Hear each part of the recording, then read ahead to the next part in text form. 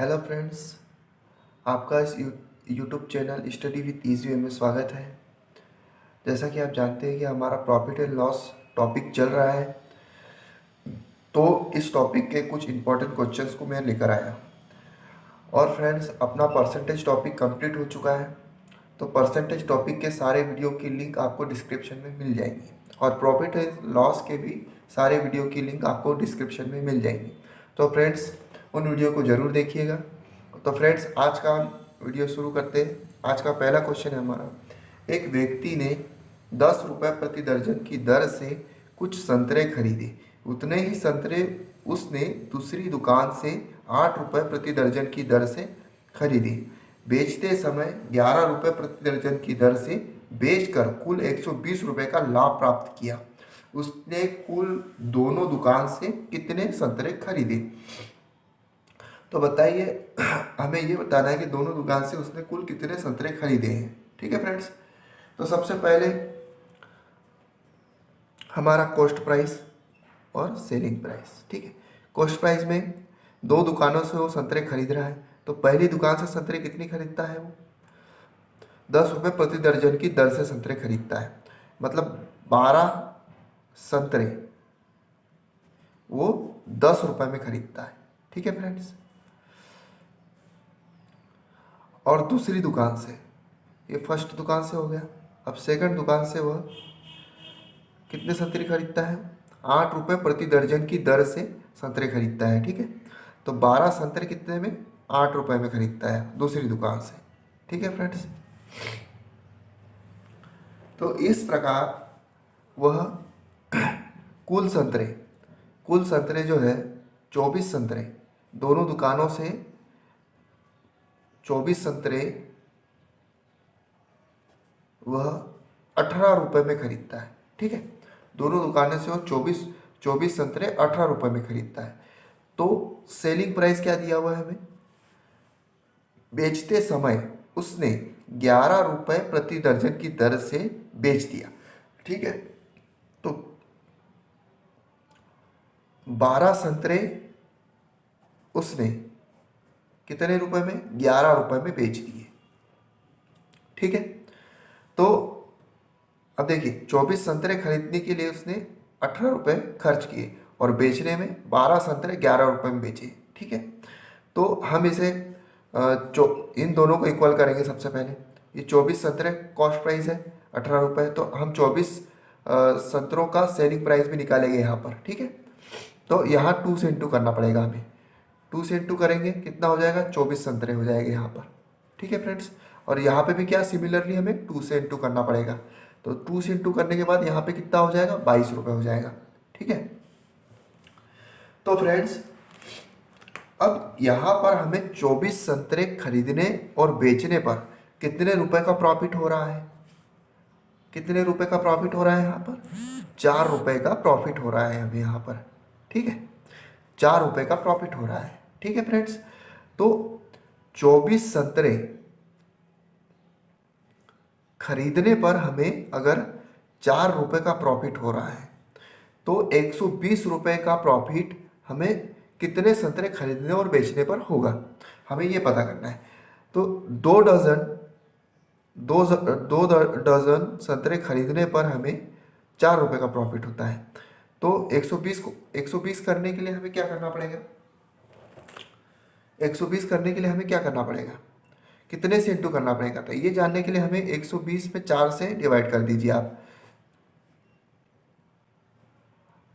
30 से इंटू कर देंगे हम 4 में, और तो 120 रुपये का प्रॉफिट हो जाएगा। ठीक है, तो 2 डजन संतरे खरीदने पर 4 रुपये का प्रॉफिट होता है, तो 30 से इंटू कर दीजिए दोनों तरफ। ठीक है, तो ये कितना हो जाएगा? 60 डजन संतरे खरीदने पर 120 रुपये का प्रॉफिट हो जाएगा। ठीक है, तो हमारा ऑप्शन नंबर डी जो है हमारा करेक्ट आंसर हो जाएगा यहाँ पे। ओके फ्रेंड्स, तो इसी तरह क्वेश्चन को करेंगे। तो यहाँ से टाइप चेंज है फ्रेंड्स, हमारा यहाँ से टाइप चेंज है। तो एक दूसरा क्वेश्चन है हमारा, एक दुकानदार ने 1 रुपये में 6 टॉफी या चॉकलेट खरीदी है, तो वह 1 रुपये में कितनी चॉकलेट बेचे जिससे उसे 20% का लाभ प्राप्त हो? उसे 20% का लाभ प्राप्त करना है। ठीक है, तो उसे कितनी टॉफी बेचना पड़ेगा? देखिए फ्रेंड्स, यहाँ पर है कॉस्ट प्राइस, यहाँ पर सेलिंग प्राइस। अब उसने 6 टॉफी जो है 1 रुपये में खरीदी है। ठीक है, अब उसे 20% का प्रॉफिट प्राप्त करना है और वो कितनी टॉफी बेचेगा वो भी बताना है हमें। ठीक है, 1 रुपये में। तो हमारा प्राइस तो सेम ही है, लेकिन टॉफी हमारी क्या है, चेंज हो जाएगी। ठीक है,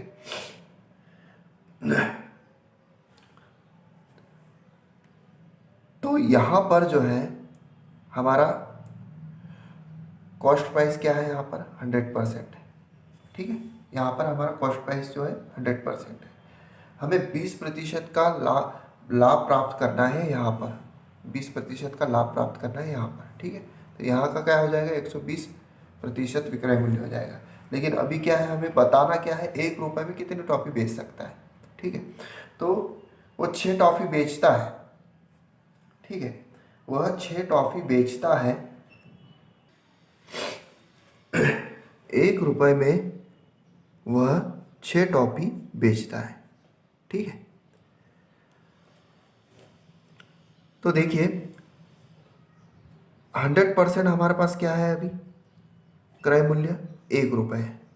अगर हम 6 टॉफियों को 20% के लाभ पर बेचना चाहें तो हमारा विक्रय मूल्य क्या होगा, 20% के लाभ पर बेचना चाहे तो विक्रय मूल्य 120% हो जाएगा। 1 रुपये का 20% क्या होता है, 0.2। ठीक है, 0.2 होता है। तो हमारा विक्रय मूल्य क्या आ जाएगा, 6 टॉफियों का, हमारा विक्रय मूल्य आ जाएगा 6 टॉफियों का 1.20। ठीक है, रुपये, हमारा विक्रय मूल्य आ जाएगा 1.20 रुपये। तो ठीक है, तो 6 टॉफियों का विक्रय मूल्य हमारा 1.20 आ गया। ठीक है, तो यहाँ से हम देखिए 6 टॉफी बेचता है, तो एक टॉफी का विक्रय मूल्य क्या होगा, हमारा एक टॉफी का विक्रय मूल्य क्या होगा,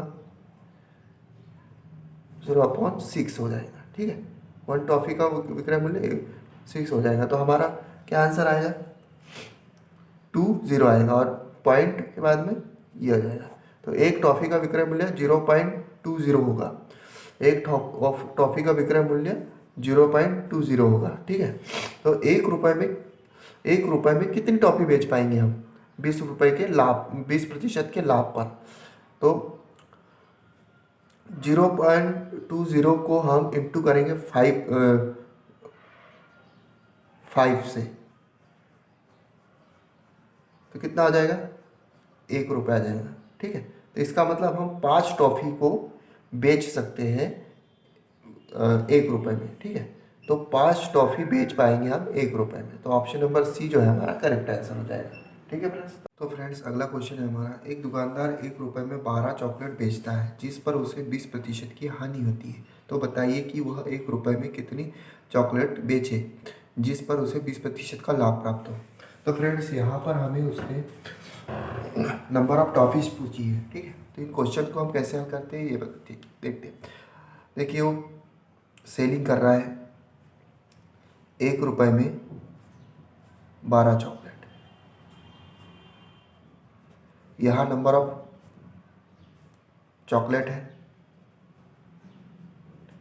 ठीक है, तो नंबर ऑफ चॉकलेट अगर ज़्यादा रहेंगी तो हमें क्या होगा, लॉस होगा, कम रहेगी तो प्रॉफिट होगा। ठीक है फ्रेंड्स, और रुपीज़ में अगर ज़्यादा रहेगा तो लॉस होगा और कम रहेगा तो प्रॉफिट होगा। ठीक है, तो 1 रुपये में 12 चॉकलेट खरीदी तो उसे कितना लॉस हो रहा है, 80% का लॉस हो रहा है यहाँ पर। ठीक है, तो यहाँ पर लॉस बताने के लिए क्या करना पड़ेगा फ्रेंड्स, हमें 100 में कितने 20% की हानि हो रही है, मतलब विक्रय मूल्य, अपना जो क्रय मूल्य जो है 100 है और उसे कितनी हानि हो रही है, 20% की हानि हो रही है। इसका मतलब यहाँ पे हमें 20% प्लस करना पड़ेगा, तब हमारा चॉकलेट, नंबर ऑफ चॉकलेट, तो यहाँ पे कितना लॉस हो रहा है, हमें 120% का लॉस हो रहा है। ठीक है, वही फ्रेंड्स, 1 रुपये में आप वो कितनी चॉकलेट बेचे कि उसे उसका क्रय मूल्य आ जाए। ठीक है,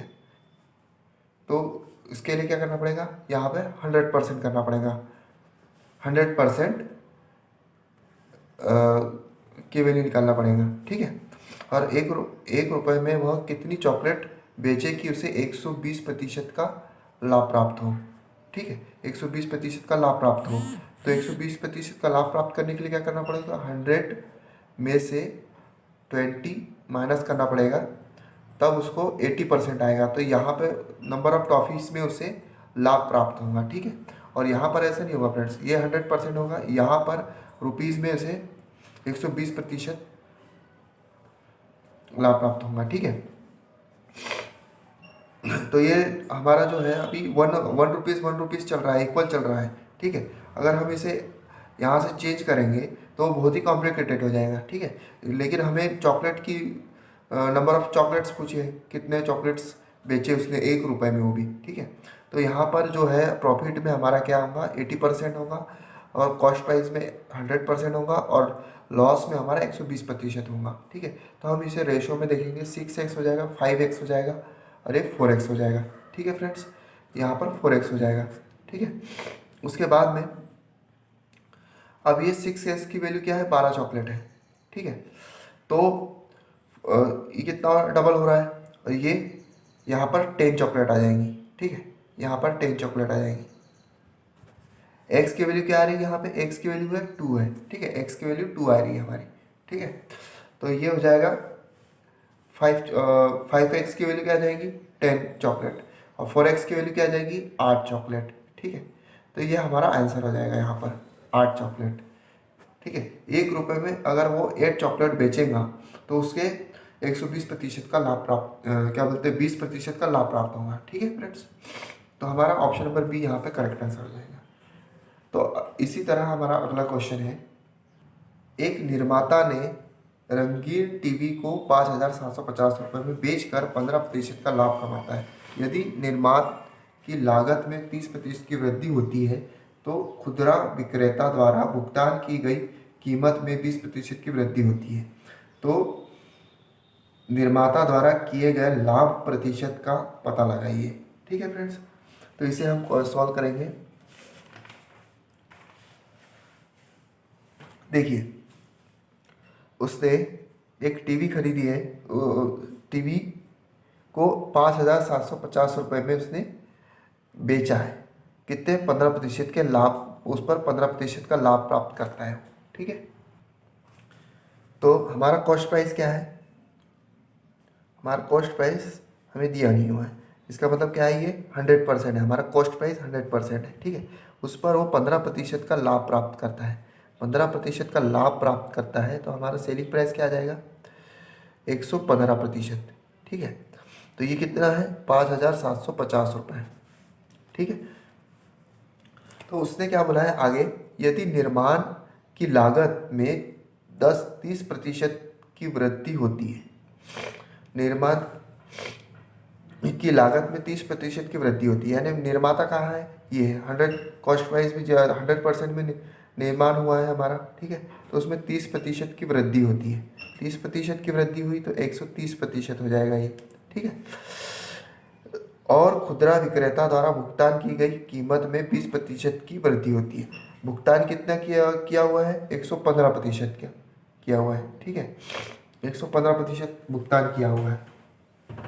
उसने बोला है कि इसमें 20% की वृद्धि होती है, 20% की वृद्धि होगी इसमें, तो उसने पूछा है कि निर्माता द्वारा किए गए लाभ प्रतिशत का पता लगाइए। तो यहाँ से हमें पता लगाना है कि यहाँ उसने कितने प्रतिशत का लाभ प्राप्त किया है। ठीक है, तो देखते हैं,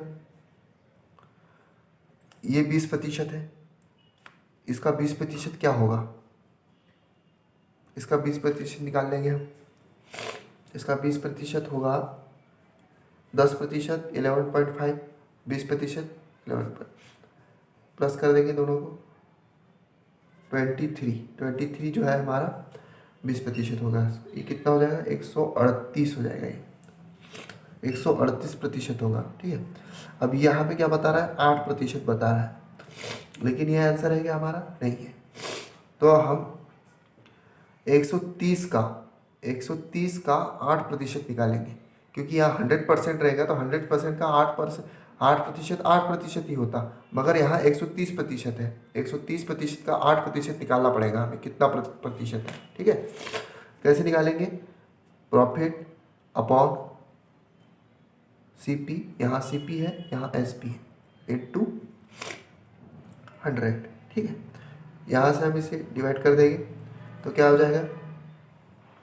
80/13 आएगा। ठीक है, तो इसे हम इससे डायरेक्ट डिवाइड करेंगे तो पहले कितने बार जाएगा? 6 बार जाएगा, और उसके बाद में रिमेनिंग क्या बच गया है? 2 बचेगा, और ये 30 नीचे आ जाएगा। तो 6 सही 2/13 हमारा परसेंटेज आ गया। तो इसका जो प्रतिशत आया है 2/13 आया है। ठीक है, तो ऑप्शन नंबर ए हमारा करेक्ट आंसर हो जाएगा यहाँ पर। ओके फ्रेंड्स, तो फ्रेंड इसी तरह हमारा अगला क्वेश्चन है, एक दुकानदार एक वस्तु का मूल्य 80 रुपये अंकित करता है, तो क्रय मूल्य ज्ञात कीजिए। यदि 10% की छूट देने के बाद भी वह क्रय मूल्य पर 20% प्राप्त करता है। ठीक है, 20% का क्या प्राप्त करता है? लाभ प्राप्त करता है। ठीक है, देखिए हमारा अंकित मूल्य क्या दे दिया है हमें?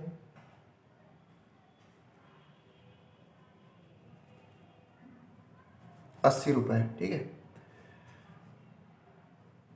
और उसमें बोला है कि उसमें कितनी छूट दी है? 10% की छूट दी है। ठीक है, अंकित मूल्य पर छूट दी। और हमारा जो CP है, CP हमें पता करना है। ठीक है, और उसमें कितने 20% का लाभ दिया हुआ है। तो यहाँ पर ये 100% होगा तो ये कितना हो जाएगा? 120% हो जाएगा।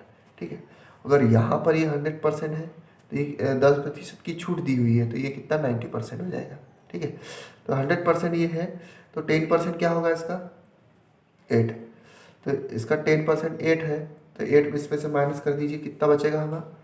72 बचेगा। तो 90% 72 आएगा। ठीक है, अब यहाँ पर ये 120% है, यहाँ पर ये 120% है, तो 100% की वैल्यू निकाल लेना है हमें। ठीक है, तो 120% अगर 72 है तो यहाँ से हम 1% की वैल्यू निकाल लेंगे, 72/120। ठीक है, 120, तो इससे हम इसे डिवाइड कर देंगे डायरेक्टली। तो ये कितने बार जाएगा? 12 बार जाएगा। 12 से डायरेक्टली जाएगा 6 बार जाएगा। ठीक है, और यहाँ पे कितना बचेगा? 10 बचेगा। तो 10% की वैल्यू आ गई हमारे पास 6। ठीक है, 10% की वैल्यू कितनी आ गई? 6। और 100% की वैल्यू क्या आ जाएगी हमारे पास? 100% की वैल्यू आ जाएगी हमारे पास 60। तो हमारा कॉस्ट प्राइस क्या आ जाएगा? 60। तो ऑप्शन नंबर डी हमारा करेक्ट आंसर हो जाएगा यहाँ पर। उसी प्रकार अगला क्वेश्चन है हमारा, एक वस्तु 30% और 20% की 2 क्रमागत छूट के बाद बेची जाती है। छूटों के बीच का अंतर 28 रुपये है, तो वस्तु का अंकित मूल्य ज्ञात करना है हमें, कितना होगा। ठीक है, तो 2 क्रमागत छूट दे दी हुई है। ठीक है, 2 क्रमागत छूट दी हुई है हमें। पहली बार क्या दिया हुआ है? 30% छूट दिया है, दूसरी बार 20% की छूट दिया हुआ है। तो इसे हम कितने में? 100 से निकाल लेंगे। हमारा मान लीजिए हमारा कॉस्ट प्राइस क्या है? 100 है, इसका 30% क्या होगा? 30 होगा। तो ये छूट क्या होती है? माइनस हो जाती है छूट। ठीक है, ये हमेशा याद रख लेनी है। यहाँ पर आ जाएगा 70। 70 का 20% क्या होगा? 14। 14 माइनस हो जाएगा 17 में से, कितना बचेगा?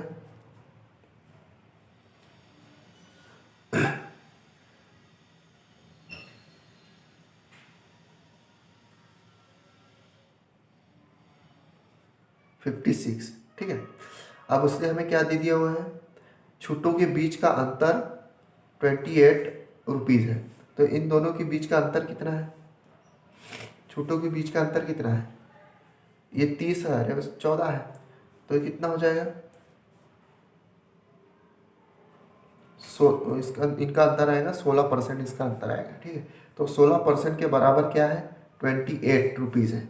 ठीक है, 28 रुपीज़ है। तो 1% की वैल्यू क्या आ जाएंगी हमारी, यहाँ से हम 1% की वैल्यू निकाल लेंगे, 1% की वैल्यू निकालेंगे तो 1% की वैल्यू निकाल लिया और उसको 100% कर देंगे, तो यह दोनों तरफ दो दो जीरो लग जाएंगे। तो ये 16 से हम डायरेक्ट डिवाइड करेंगे। सबसे पहले एक बार जाएगा, एक बार जाएगा, फिर 7 बार जाएगा, ठीक है, और फिर 5 बार जाएगा, तो 175 ये हमारा 100% आ जाएगा।